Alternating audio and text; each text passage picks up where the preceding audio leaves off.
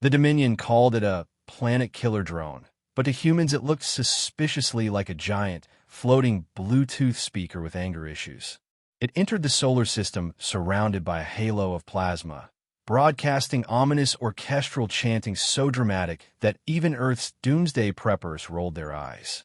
Somewhere in a bunker, a man paused mid-can of beans and muttered, "Overcompensating much?"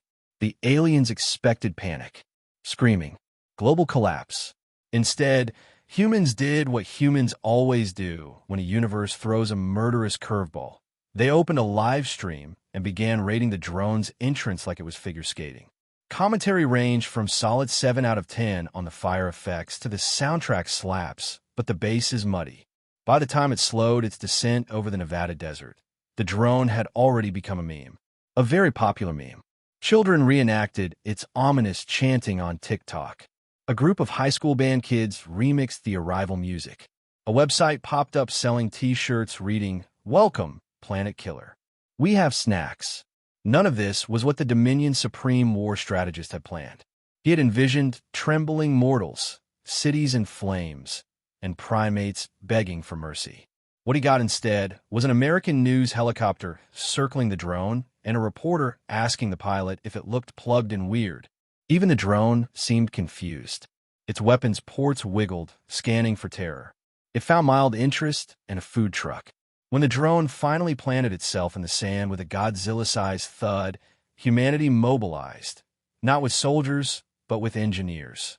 A convoy of white vans rolled toward the apocalypse device, carrying people in neon jackets holding clipboards, toolboxes, and coffees too strong for interstellar classification.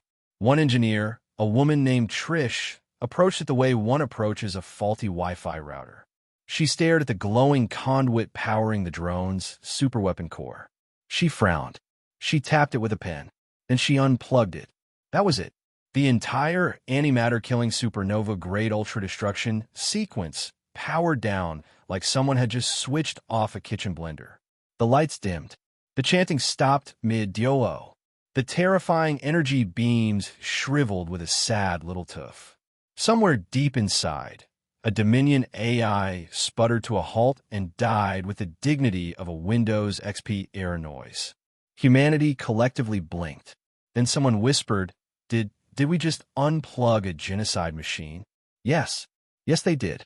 A junior intern, because of course there was an intern, ran his hands along the drone's underside. He found a sticker. The sticker read, "If broken, warranty void, IN 12 cycles. Please retain proof of purchase."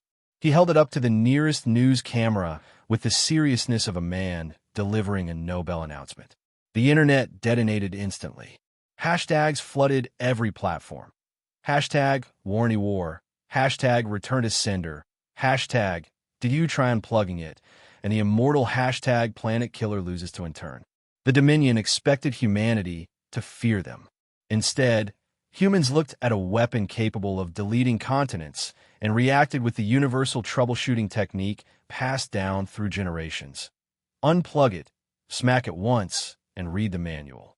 For the first time in galactic history, the invaders weren't terrifying. They were embarrassing, and humanity had only just begun. The Dominion's war fleet was already en route when Earth sent its first message. The Dominion expected a plea, a surrender, maybe a poetic scream of despair. Instead, their communication array received a crisp, polite, and deeply horrifying transmission that began with the words, "Thank you for your recent delivery. We are currently reviewing your device under consumer protection statutes. Please hold." Aliens did not know what hold meant. They learned quickly.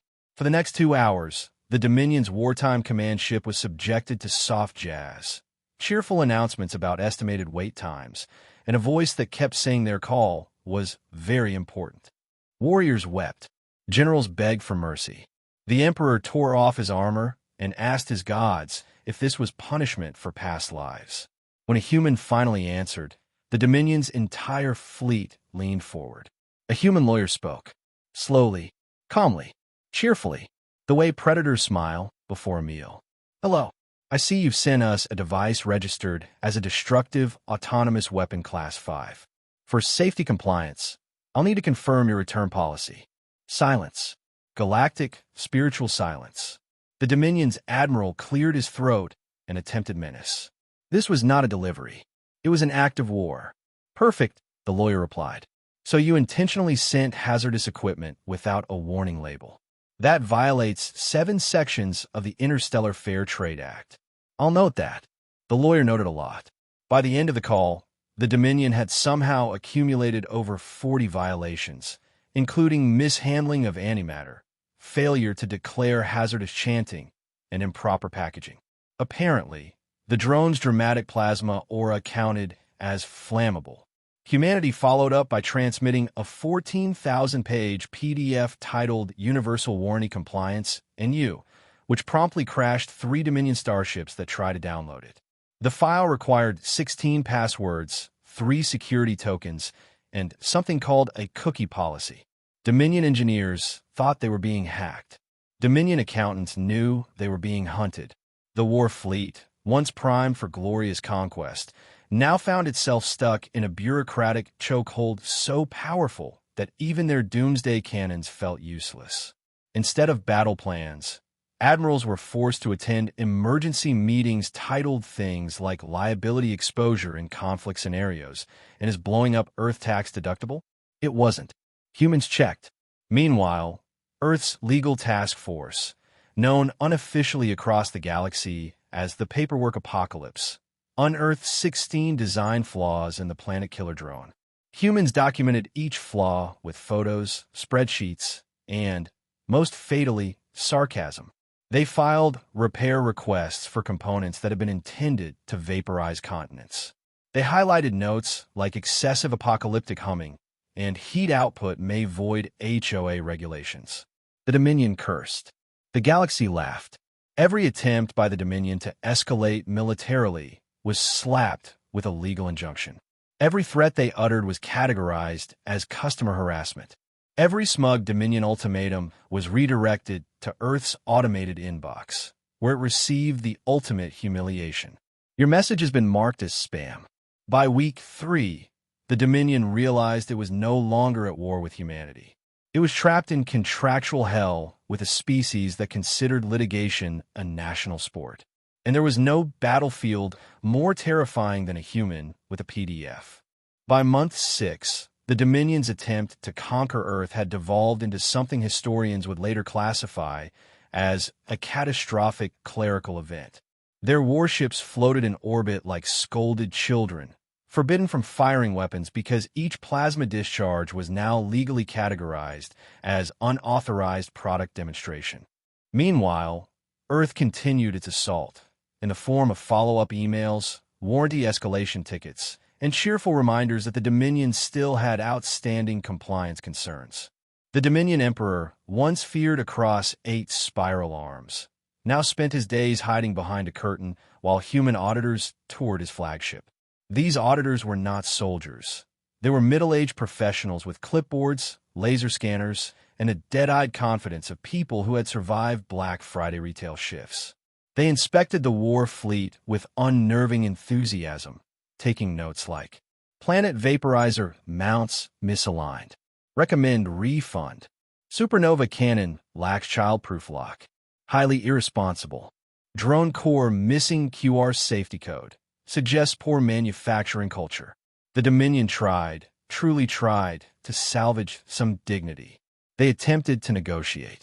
They attempted intimidation. They even attempted filing a counterclaim accusing Earth of willful unplugging. This only resulted in humanity scheduling a hearing requiring the Dominion Emperor to appear via hologram for a sworn deposition. Under oath, in front of 3 human attorneys who smiled too much. It was during this deposition that the Emperor famously muttered, "Oh no," which became the unofficial name of the resulting ceasefire. The final blow didn't come from military defeat. It came from accounting. Humanity presented an itemized bill for damages that included emotional distress caused by ominous chanting, sand displacement in Nevada desert, public inconvenience during live stream downtime, potential sunburn risk from plasma aura, and a devastating line item, general annoyance, 80 billion credits. The Galactic Council, summoned to mediate, initially assumed humanity was bluffing. Then they saw Earth's legal team wheel in 2 carts of binders labeled exhibits through Omega. The Council panicked. They had seen what human paperwork did to star empires. No treaty was worth risking that. They drafted a peace agreement in record time. It stated in painfully diplomatic language that the Dominion acknowledged its unfortunate miscommunication, agreed to withdraw all forces, and would, effective immediately, cease manufacturing, deploying, or casually mailing planet-killer devices. A footnote added by Earth required the Dominion to participate in a mandatory 3,000-year ethical manufacturing training program, including 5 separate modules on appropriate use of warning labels. The Dominion protested, but the Council signed it anyway, terrified of another PDF. When Earth's representatives reviewed the finished document, they suggested a title that the Council initially rejected as undignified. But history has a sense of humor, and the name stuck forever. The Treaty of Ono. Humanity celebrated with mild fanfare, mostly memes. The Dominion mourned with deep, ancient shame. And the rest of the galaxy updated their foreign policy strategies to include a new, terrifying consideration. Never send humans anything with a warranty. When it was all over, Earth released a final statement summarizing their stance with characteristic politeness. Thank you for participating in this resolution process. For future existential threats, please keep your receipts. The galaxy would spend centuries debating how a war ended without a single shot fired. Scholars blamed bureaucracy. Warriors blamed fate. Engineers blamed poor construction. But everyone agreed on one truth, recorded in 1,000 languages and etched in 1,000 monuments. Humanity won default victory over a superpower because they read the manual.